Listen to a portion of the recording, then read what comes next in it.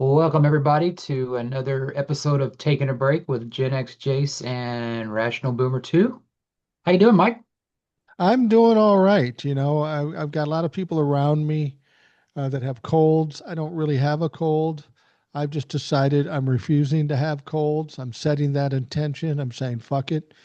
It's impossible for me to get a cold. It's impossible for me to get sick. And so far, it's held true.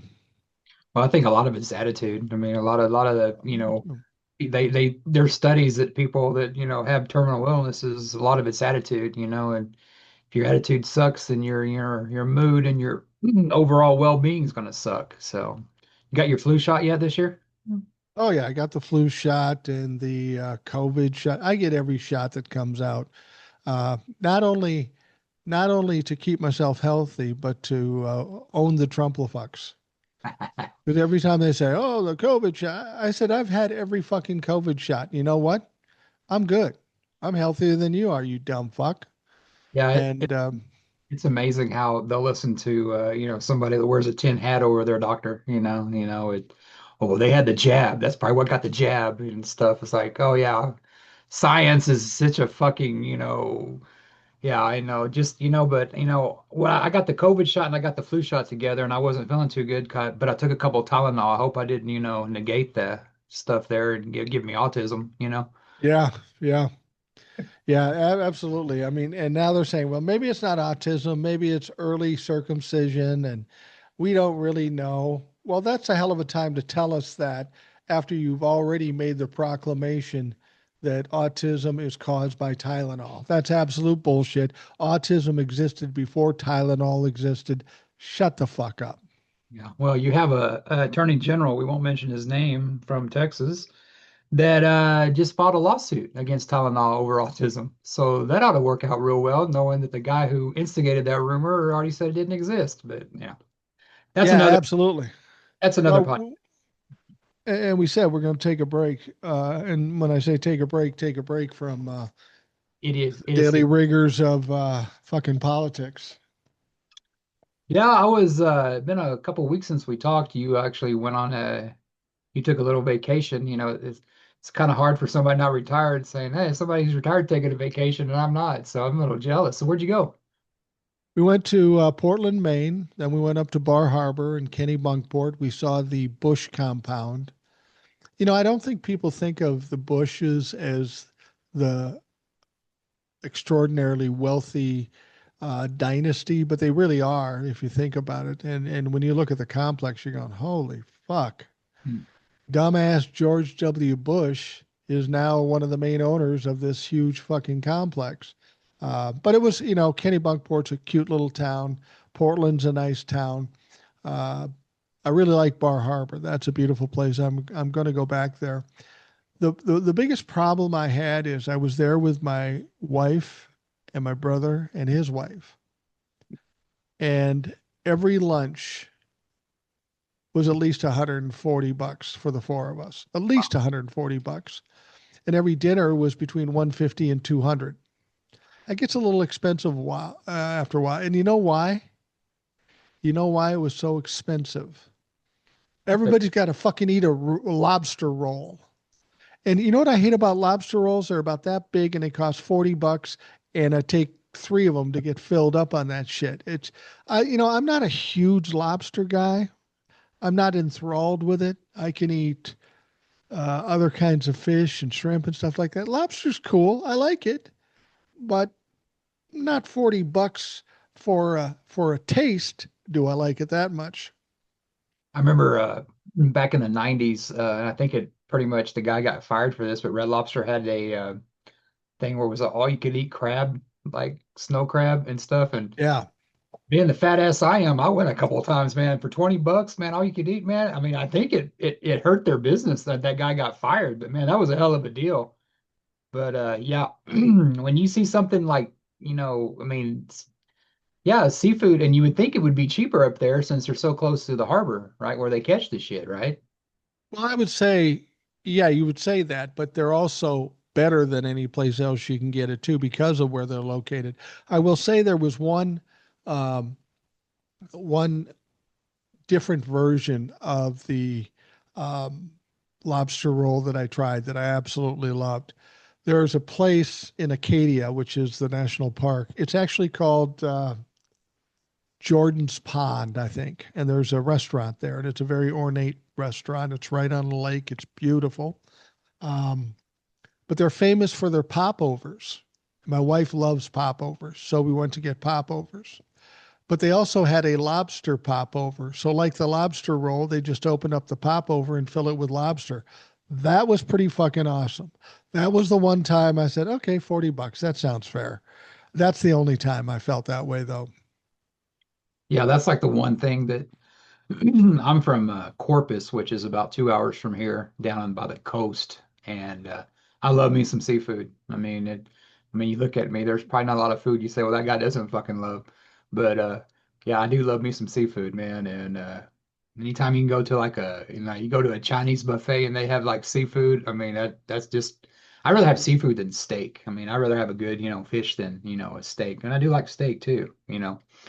But it's been a couple weeks since we talked. Last time we talked, we lost Robert Redford and Diane Keaton. Well, Right. we lost another one this last week. Drugs didn't get him, addiction didn't get him, a fall got him. And I'm talking about Ace Frehley from Kiss, one of the original four members. And yeah, he evidently had a fall, recovered from that, but he fell again. And he had the same brain bleed that Natasha Richardson. She was Oh, Liam yeah. Neeson's wife. That she was skiing and she hit her head. I Right. mean, I can remember growing up in like the late '80s and '90s in that commercial. I fall and I can't get up, and you thought that was funny. Well, Yeah. fuck. I mean, both of our ages now, man. That's a real fucking worry. I mean, you fall, hit your head, that can fucking kill you. Yeah. No, I mean, that's one thing you notice when you get older that you fear falling more. I growing up and drinking the way I drank at the time, falling was kind of a hobby of mine, falling, getting up and straightening yourself out. But as you get older, it is troubling. And Ace Frehley, um, he obviously was elderly too. 74. It's pretty close to elderly. He was, the thing about it, he was the youngest of youngest of the original four. And Really? he was the youngest of the original four, and he actually had they called him he was called Ace. And Kiss gets a lot of shit for the look and everything. But if there was like one musician in the band, it was Ace Frehley. He was the one that I mean, it's crazy. I mean, I got into Kiss later, like in the '80s. They were a little too before my time, but I got into them after Ace had long gone. But I'd always kept up with them. But there had been so many people from different aspects of life saying that, I mean, he touched a lot of, I mean, he did a lot of stuff that, I mean, face it, the look that Kiss had got a lot of kids interested because, they see Keith Richards, well, he's just a guy in tennis shoes, but this is fucking Ace Frehley, who's from Jindal, the planet. So a lot of kids got into it. So he inspired a lot of kids. But he did a lot of shit and everything. And he, he had tax issues like Elvis did, or not Elvis, but he didn't travel to like go across the pond, so to speak, because he had tax issues. And Yeah. he was still playing up to like 2 weeks before he died. So I mean, if there was one constant rock star in the band, it was Ace Frehley, and he was the one that people would rag on the band about being outrageous and everything, but he had a solo album and he did New York Grew, which is a cover. That was a big hit. And when Well, the that was the year I graduated from high school. It was a big hit. I can acknowledge that. I remember listening to it, and it was cool. And that kind of ended the band when they did the solo albums. No other band had done that, and they all kind of got egos, and then they went into disco and different stuff like that. It kind of killed their run there. But yeah, he was like I said, he was probably the one guy that people would give like, oh, he's the real rock star or whatever. I mean, he was the guy that was actually it seems like the other ones were he lived that rock and roll lifestyle like Ozzy. And in the end, technically it was old age that got him like Ozzy, but to lose him and Ozzy and Brian Wilson, I mean, is we were talking about that before, man. As you get older, man, more your heroes just pass away. Absolutely. And kind of prophetic. I'm just looking this up now that he had a hit in 1989 and it was called Trouble Walking. That's kind of prophetic. Yeah, he would probably get a big laugh out of that. Like, yeah, yeah, trouble walking. Yeah, yeah, like I said, I listened to him, whatever and stuff, and he actually, like I said, he was actually touring. I mean, I don't know if it was for the money, but he was doing what he loved until he died. I mean, I think that's what's going to happen to like somebody like the Stones, Paul McCartney. They're going to have to wheel him off the stage. But Yeah, what no a way to, shit. I mean, honestly though, when you fall and you hit your head, I mean, get checked out. I mean, you gotta take care of yourself as you get older, but men are notorious for not going to the doctor, and and a lot of them aren't with us anymore because they're too damn stubborn. Well, I will tell you this. It's probably surprising to a lot of folks, or maybe not surprising, that I took my share of shots to the head, from driving motorcycles to getting in fights to playing sports. I took some significant shots to the head, and um, I feel fortunate that I haven't lost a step. I think I've told you about my friend who played on the Olympic hockey team and played in the NHL. He played 17 years, and I was talking to him at one point and talking about something we went through when we were kids. He goes, "Man, dude, I don't even remember that." I go, "How can you not remember that? It was a big deal." And he says, "You have to understand, I was in the NHL for 17 years and I had 17 concussions. Wow. That can't help Hell, but do some damage to your memory. And it unfortunately has. I think in retrospect, he might have thought twice about a pro career had he known what. I mean, he's fine right now. His memory is horrible. He's healthy, he's in good shape, and all that stuff. But I know that bugs him. even the NFL supposedly, a buddy was telling me that they banned smelling salts because concussions are such a big thing now. Like, if you get kicked out of a game, I mean, you got to take off the next week or whatever. But they banned smelling salts because I guess smelling salts bring you back. And that happened to Troikman. Troikman had to retire like 33 because he had so many damn concussions. I mean, it's shit you got to deal with, man. I mean, you gotta have that self-care. I mean, and you look at, some of those athletes, not really concussions, but like Earl Campbell that played for, Texas and Yeah. also played for Houston Waters. That guy's in a wheelchair. I don't even think he's barely in his 60s. Yeah, So no. a lot of And that and he was a big, powerful guy too when he was a lot of that playing. shit you do in your 20s and 30s comes back to bite you in the 50s, 60s, and 70s. So, but on that wonderful, you know, uh, we're going to talk about time travel this weekend, which is appropriate because this weekend, I don't know if does Minnesota recognize daylight savings time? Do you get to turn your clocks back an Yeah. hour? Yeah, we do. This is the one that I don't mind. The going back an hour, fuck yeah, I love it. The going forward shit, I don't fucking like that shit. So time travel has always kind of been it's in movies. I mean, it's in movies, it's documentaries. There's, certain ones about it. But of course, I think one of the best ones, of course, from my generation is Back to the Future. Right. Back to the Future, going back and seeing yourself, and it's got that whole butterfly effect to where you can't do anything or it'll mess this up or something like that. So, what are some of your favorite time travel? You got any movies or anything you recommend or? Well, I've been always intrigued with time travel because I like history. Yeah. Uh, I always had the thought it would be cool to go back and see some historical event firsthand. That would be cool to see.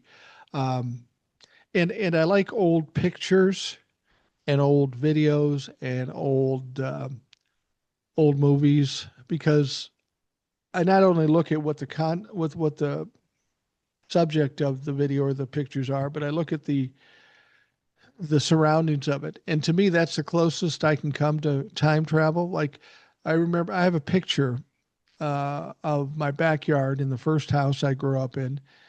We had a Saint Bernard dog. She's running around the yard, and I'm just kind of standing there. And I'm looking. I see the dog. I'm going, I love that dog.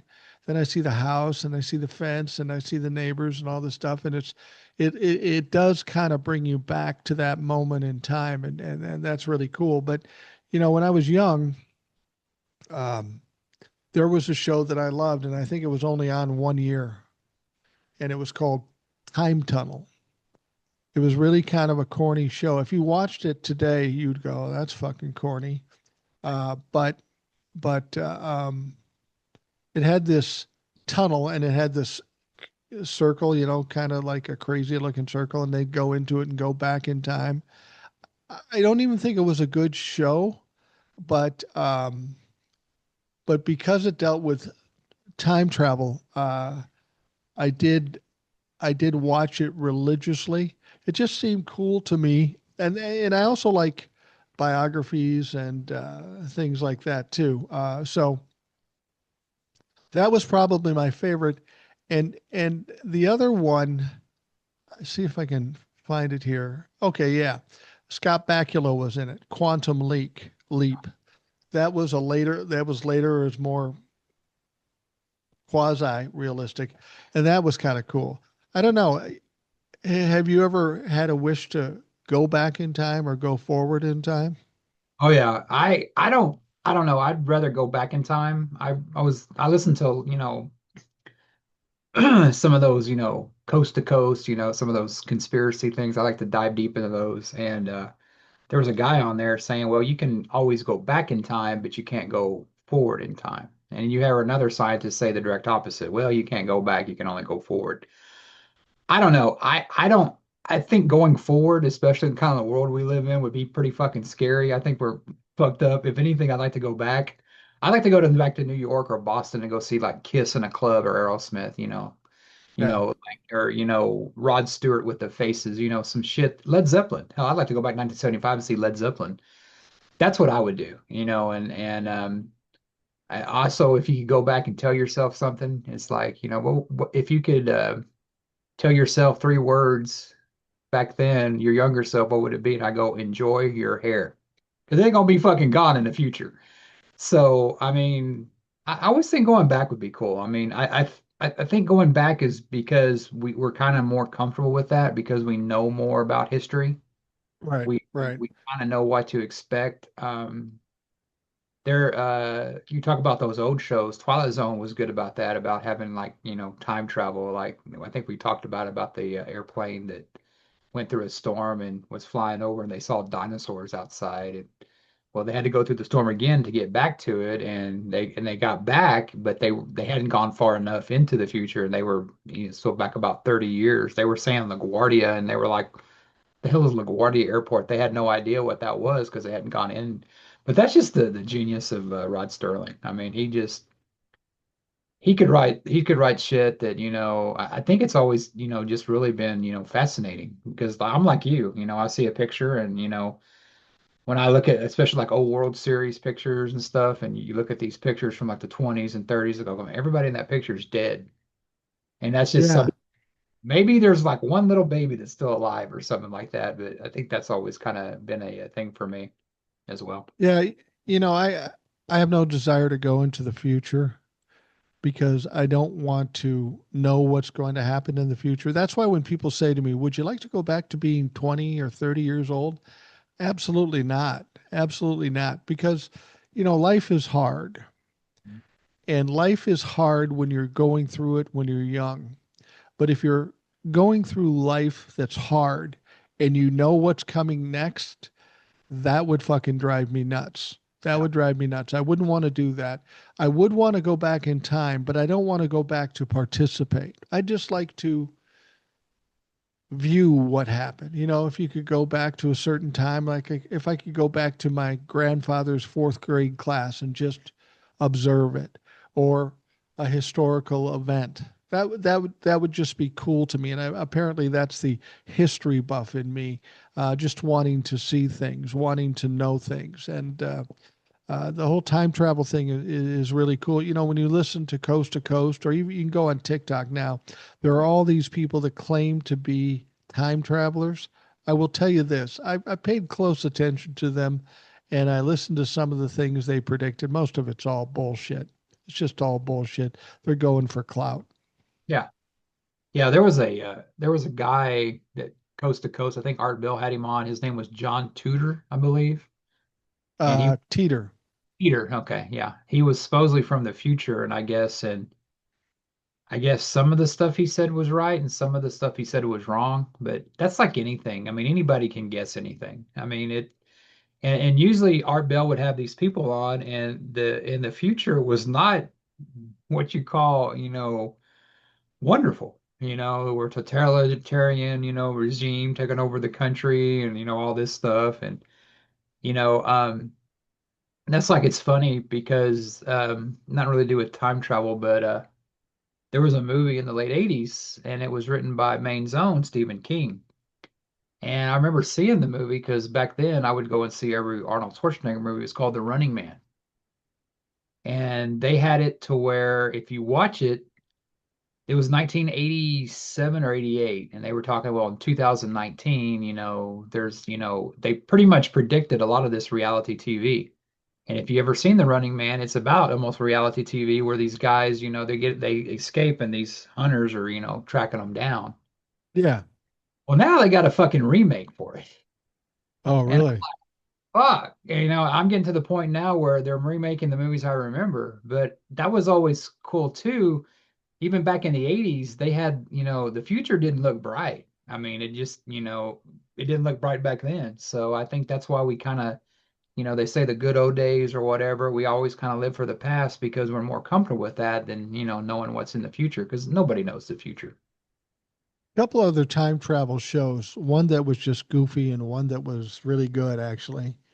There was a show. Let's see if I can find out when it was. 1966. The show was called It's About Time. And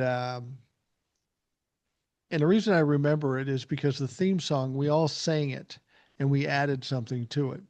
But It's About Time is about astronauts getting dropped off on some planet and it's back to the Stone Age. So these high tech at the time astronauts are dealing with Stone Age Neanderthals. And it was goofy. It only went one season, but some of the old people will remember this. Uh, the theme song went, "It's about time, it's about space," and then it went off on some other things. But when you're on the schoolyard and you're watching that thing, you walk up to somebody and start singing, "It's about time, it's about space, it's about time to slap your face," and then you slap the motherfucker. That's the only reason I remember that show. It was a horrible show, actually. Some people, good people in it, Imogene Coco, Joey Ross, Mike Mazursky. There were some name people in it, but it lasted one season and just barely. What was the other one you were talking about, more recent? Yeah, this when did this come out? 2011, and it was written by Stephen King. Hmm. It was called 11/22/63. James Franco was in it. Yeah. It was an interesting thing. The guy would be he knew somebody, and it was his father or something, and his father told him he had to go into this closet, go back to 1963, establish kind of yourself in 63, and try to stop the assassination of John F. Kennedy. And it was written by Stephen King. And Stephen King, maybe not the greatest writer in the world, but he sure knows how to tell a fucking story. And that was an interesting movie. I listened to the audiobook and saw the movie, and it was kind of fun because I was born in 60, so all the things that they were talking about are things I experienced and remember from my lifetime. So I found that one very intriguing too. And it would have been interesting if someone could have gone back and stopped that assassination, mainly because I think that moment in time is when um, all the innocence of this country was lost and all the trust in our government was gone. I think Yeah, it had that big of impact. I know you're not real high on your buddy Jesse Ventura, but he did say something about that when they got rid of Kennedy, they knew they could do stuff like that. And I think he's on to something about that. Like, if you can assassinate a president, then and that's another wormhole we can go down, the Kennedy assassination, because everybody from the mob to LBJ is accused of doing that one. Yeah, I've seen that James Franco one. It's been a while since I watched it, but yeah, Stephen King is just, I mean, he writes, something like that, then he writes The Running Man, then he writes, Shawshank Redemption. I mean, Stephen King is just, he's great. But I I've read all those things about John F. Kennedy. I've been intrigued with it all my life because it happened when I was after I was born. Um, and you know how I'm about common sense and logic and what makes sense. There's one question you have to ask about the assassination of Donald Trump. I wish of John F. Kennedy is that who gained the most from him dying? Who gained the most from him? And most people don't even know why this person gained the most. But Nixon, no, Johnson. yeah, but Johnson, he he never would was have been going to president. be, no, because he was going to be kicked off the ticket in the next election, and Bobby Kennedy was going to indict and prosecute the motherfucker.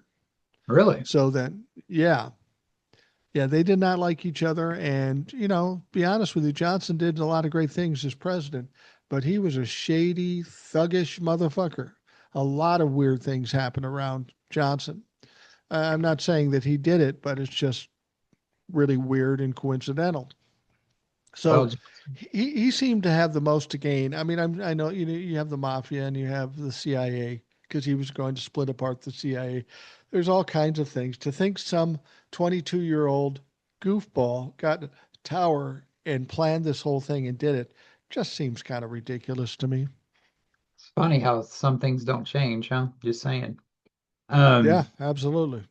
yeah, Johnson was an opportunist that, he made sure Jackie Onassis was there with him when he was getting sworn in. I mean, talk about dick move.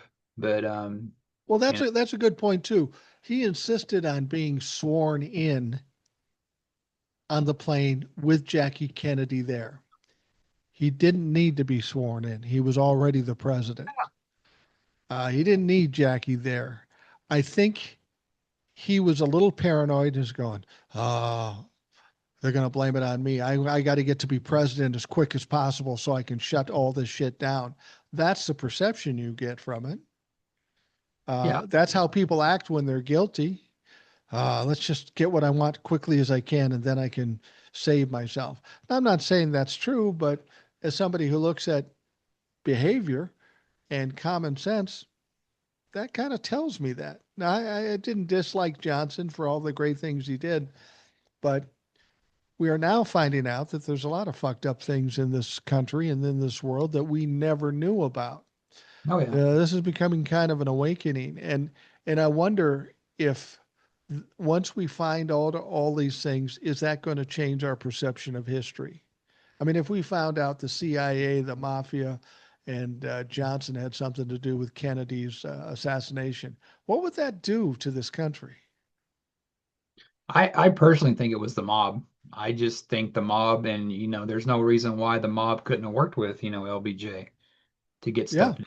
I mean, you see these TV shows, and I know they're TV shows, but like The Sopranos, you see them working with the FBI on stuff because the FBI will say, well, it's more important to this get this guy, so I'll work with this other guy to get that guy. And a lot of that stuff that his father was involved with, Kennedy's father was involved with, he screwed over a lot of people and made a lot of enemies. he So was a bootlegger, so he yeah, was in the mix of that organized crime, AFK and all. and wasn't it the CIA supposed to be involved in the Bay of Pigs and Kennedy pulled him out at the last minute and fucked that whole thing up? A lot of people pissed off at Kennedy at this point. Now JFK, RFK, they made enemies too. I mean, you look at you look at the Marilyn Monroe thing. I mean, there's something there about that too. They cleaned up their messes, so to speak, and that's what a good fixer does. But there was another show that was on recently, and I think it's on Hulu now. It was called Timeless, and it had Abigail Spencer. She was the one I was thinking about when I mentioned it before. She was on Mad Men and different stuff, but she played a college professor who knew history, and they put her along with these other two guys to go back and go through specific they were at the Hindenburg, Right. and Hindenburg they were at, they met the guy that wrote the uh, James Bond books. And my favorite one is when they went to the World's Fair in Chicago, and she got separated from the two guys, and they ended up staying in this hotel, and it was the guy that H. Holmes, I guess, he was a serial killer during Right. that time.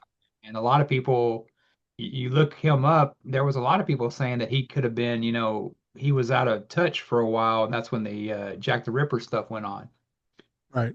But he was a mass murderer, and of course the guys had no idea because the history teacher wasn't there. So it's like kids always pay attention in history class. So I mean that's what you learned. But they had that. It was a good show. It lasted like 2 seasons, and then they canceled it. But they did a movie, and it's all on Hulu now, and it was pretty good because I watch these shows and I actually look up. I mean, I didn't know anything about H. Holmes, and then serial killers documentaries are so big. That's something that doesn't really excite me because my idea of somebody killing a bunch of people just ain't my thing. But it's popular now. And I learned from that. I learned about the Hindenburg, and it had kind of the butterfly effect to where this girl was talking to this guy, and he tries to go back and save her, but she ends up dying anyway, or it creates something else. And there was a movie with Ashton Kutcher called The Butterfly Effect, which was pretty Right. good. Yeah, it And was. he just talks about that, how you just do one little thing and it can really fuck up. You can really fuck up, the future or, the current time. And when you look at your life and you look at how things turned out, um, that's really true. I mean, little things happen in your life, twists and turns, or opportunities or missed opportunities can change everything. I mean, I've been married to my wife for 42 years. Okay. When I came back from Arizona, I worked there for a year and I came back. I'm with my buddies. I happened to go to one specific bar on one specific night. The opportunity of uh, uh, uh, presented itself, and I met my wife. Now, had none of that, if I'd stayed in Arizona for another couple months, if I didn't go to that bar that night, I was sick, I stayed home, that would have changed the whole direction of my life. And I think we all have those situations where one little thing happens. I remember being, young and married and having a kid and needing a job, and I thought I had this job dicked, and I didn't get it. And I was devastated because I was broke. I didn't have any money.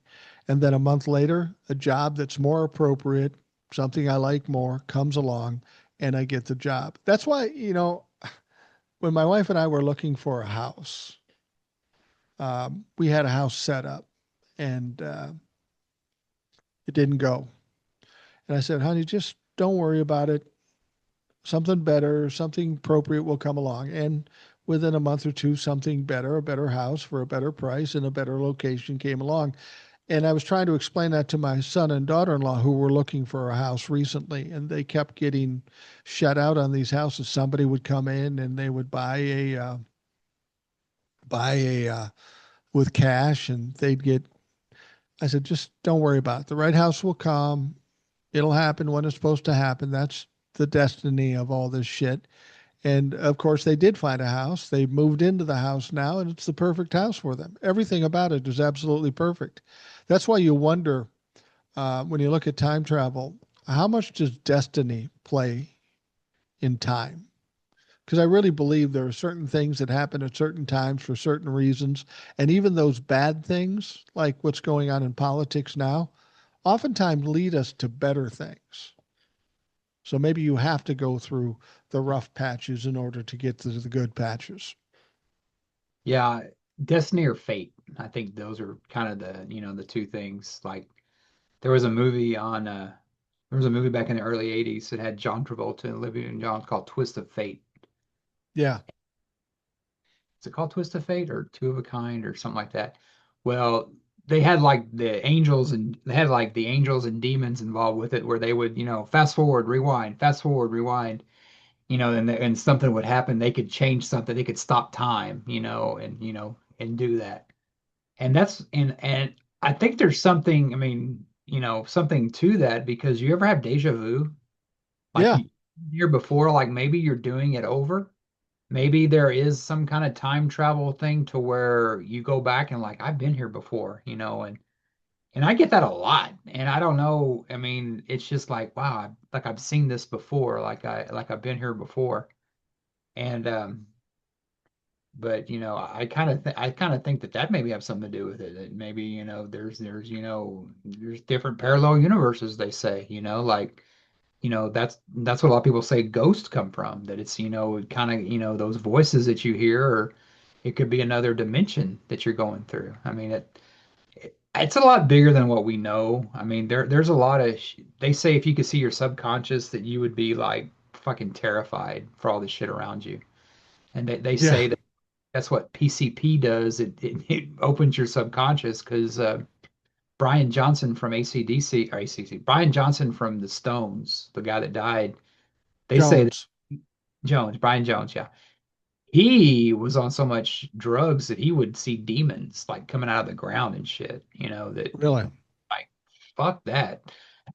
I mean, life's hard enough as is, but they say those drugs can do that, that they can open your subconscious. And I've heard that too, that even the Bible talks about that, don't give yourself to alcohol or, which I've been very accused of, is because you open yourself up for that. And, playing with a Ouija board or, yeah, a lot of that shit. And I think a lot of that shit kind of goes hand in hand. Well, there's certainly a lot more things going on than we know of, and I think if you think you know everything, you're kidding yourself. There was another time travel show that was pretty good, a movie. It was called Somewhere in Time, and it was Christopher Reeve, prior to his accident, and another woman, I'm not sure, but he would go back in time and met this girl and fell in love. It was a great story, and it was intriguing. It's amazing how many people in the entertainment business and in the world at large are intrigued about this time travel. You have to wonder if there is a time travel capable. It doesn't seem to be. It is now, but if there is a future, you have to wonder if we haven't had time travelers. There's one guy, and I think I take it for what it's worth. There's one guy that claims he was in some program where there was time travel, and he was a little kid, and he was sent back in time to be at the Gettysburg Address, and then he pulls up a photo of some kid standing by himself, and it's very fuzzy, and you don't really see the face. He goes, "That's me." Okay, maybe it is, but prove it, bitch. Yeah, you forgot Jane Seymour. That's who it was. Jane Seymour. How could I forget her? I'm about to say, man, to be one of the best Bond women and everything. Yeah, Somewhere in Time was pretty cool. I mean, I love Christopher Reeve, almost everything he did, except Superman 4. That was horrible. Yeah. Where he tries to destroy all the nuclear weapons. Like, okay, come on. And yeah, Project Pegasus is what that's called. Right. I tell you what, my dad, one of the few things he ever taught me, and we see this today, you tell yourself a lie long enough, you start to believe it. True.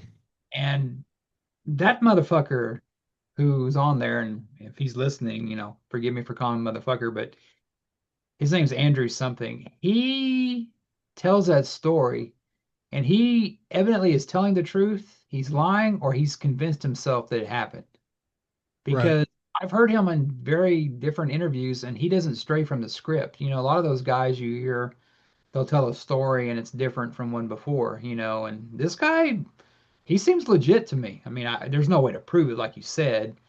But I mean, we both know our government does stuff. There's a Van Halen had a song in the 90s called Right Now, and the video was showing different stuff, and one of the captions was right now our government is doing stuff we only think other countries do.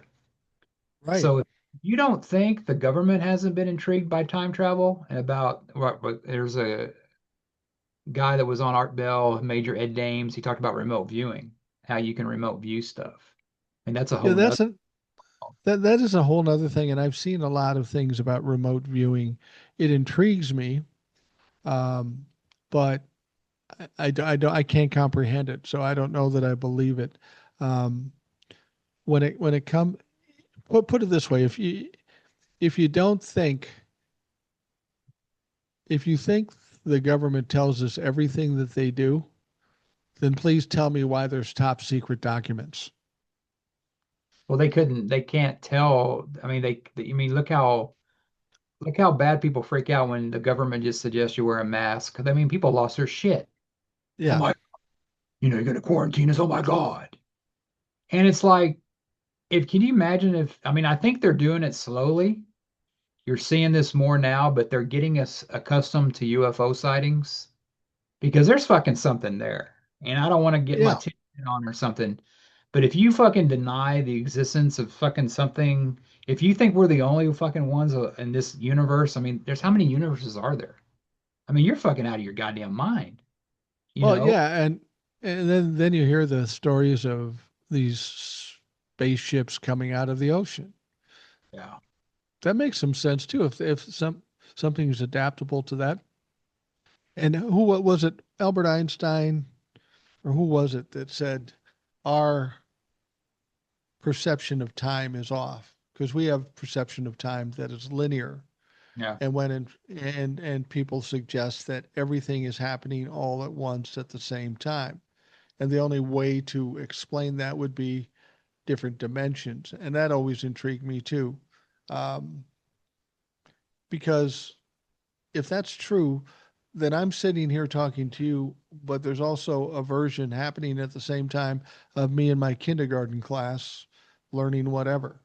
It's it's hard to comprehend, and so people are naturally going to say, "Well, it's not true because I can't comprehend it." It's like um, uh, when people say to me, "Well, that couldn't have happened. That thing in the that thing in the Bible could never have happened." Well, weren't we told that everything is possible and maybe we just can't conceive of it? I think that's really where the limitation is. We just can't comprehend it, so we assume it's wrong or not true. But as time goes, I mean, when you were in high school, if I told you you're going to be watching movies off a computer and it's going to be movies stored in a cloud, or the music that you would buy would be on a little box or in a cloud or streamed, you would have thought that was fucking crazy. So you have to take in consideration these things that seem inconceivable aren't necessarily impossible.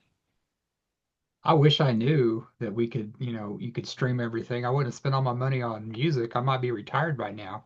All the fucking money I spent on music. Son of a bitch. Well, But you know, I always tell the story when I was a little kid, I loved Elvis Presley and I loved his movies, even though some people think they're shitty movies. They just made me feel good. It was a comfort type of entertainment to me. My brother and I would watch these movies all the time. And I said to my brother, I said, you know what? When I grow up and get rich and famous, I'm going to buy a projector in every one of those movies and I'm going to watch them every day. Little did I know I can go to Netflix or someplace else or mhm. buy the DVDs of it and have it all and not have to buy a projector or go to any great expense. But I had no idea at the time. I just thought, oh, it'd be cool to own all those movies. And as far as I knew about movies, were the big reel to reel movies that you had to play on a projector. And of course, I'd be rich and famous and have a projection room. But Yeah, turns out you don't need it. I can just remember how much of a game changer the VCR was. And I'd fucking Yeah. play wars over and over and over.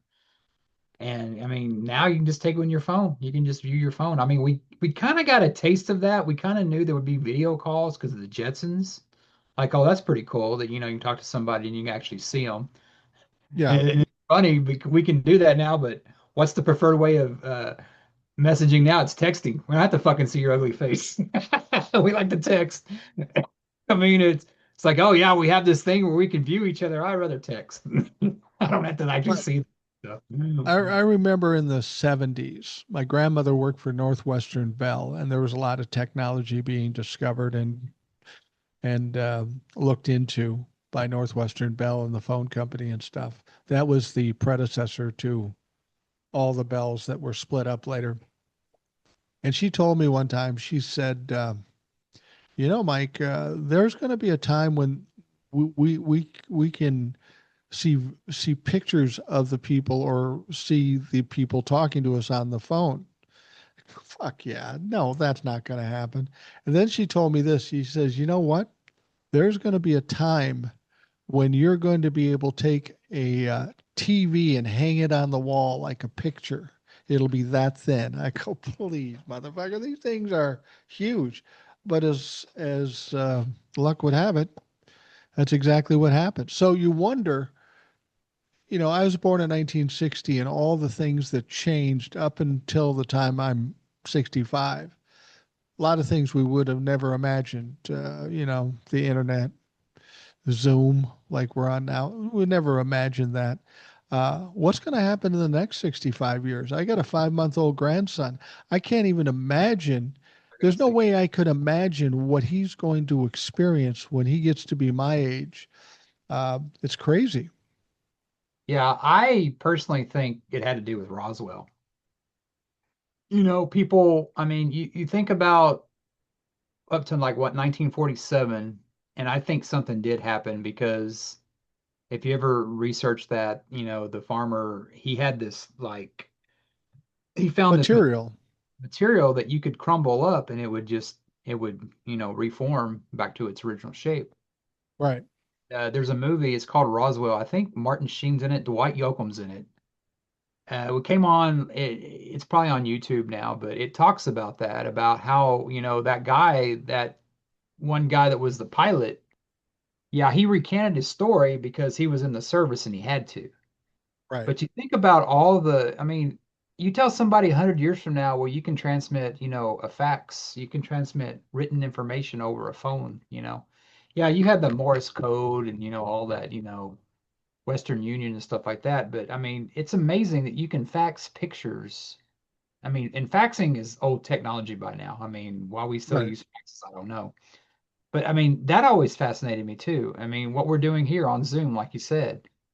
I mean, there was something that happened in 1947 that I think, they got some of this alien technology. And I think they're still coming up with stuff because you think about from 1900 to 1947, there wasn't a lot of innovation. I mean, there wasn't a lot of, I mean, it seems like after 1947 on, that things just kind of kicked in higher gear. Like I think we know it's like an alien intelligence that we don't have or we can't master. And I think that, you go to Area 51, they'll fucking shoot your ass. I don't care what anybody says. But to have planes that are like stealth that you can't fucking see, fucking Wright Yeah. brothers didn't come up with that shit. I But mean, yeah. When I was in the early 2000s, my grandfather was 91, 92 years old. And I had enough foresight because I worked in radio and I had the equipment. I sat down with him for about 2 hours and I just talked to him. And the reason I talked to him is because I thought, wow, this would be interesting if my grandchildren could hear their great great grandfather speak about times in history that they can only read about now, to find out what his experience was with the Depression, with various things in history that happened. And what intrigued me about my grandfather is he was born in 1911. And in 1911, radio was barely in existence. Commercial radio was barely in existence. And when he died in 2002, I think it was, the internet was here. yeah, Think about the advances made just in his lifetime, and now in my lifetime. It is interesting that for the longest time, after 47, there were a lot of things that came along. We went to the fucking moon. We did space travel. And you have to wonder, how did it happen so quickly? I mean, if you're talking about 47 to what was it when we went to the moon? 69, something like that? That's 22 years. We went from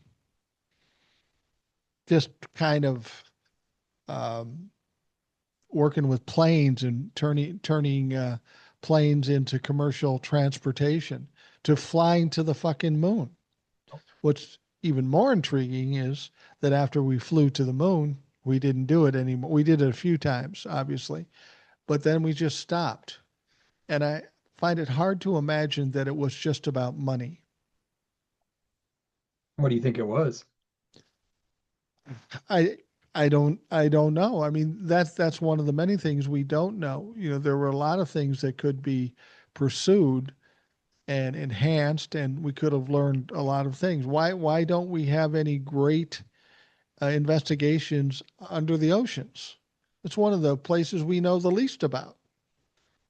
Yeah, it's funny um growing up and the Super Friends came out and with it was a cartoon that Ted Knight, the guy that was on Mary Tyler Moore and Too Close for Comfort, he was the Yeah, voice. Meanwhile, with all the justice, and that's what I love the Super Friends, the cartoons. And Aquaman, me and my buddies as a kids, like, man, fucking Aquaman sucks, dude. He just hangs out with the fucking fishes and shit. yeah, But now, I mean, you watch Jason Momoa on the Aquaman movies, which I like both of them, and I was like, motherfucker, there's so much about the ocean we don't know. yeah, They absolutely. fucking worry about space and shit, but we should be investigating the ocean. I mean, we have a perception of like how deep it is and what we haven't found, but we have no fucking clue. I mean, we don't. I mean, they're I don't know. It was a wise tale, whatever, but they're finding out the megalodon fucking hasn't been as extinct as they a lot as they thought it was. Right, exactly. So it's like there is a quote in the Bible that I do believe where it says, "Man professed to be wise, but was made of fools." That's why I think there's a higher power that has he created man in his own image. Well, both of us have a sixth sense of humor. Who knows that God doesn't have a sixth sense of humor or whatever you call him that created all this? We think we have it all figured out, and then fucking something comes along. I mean, they're discovering new life down there all the fucking time.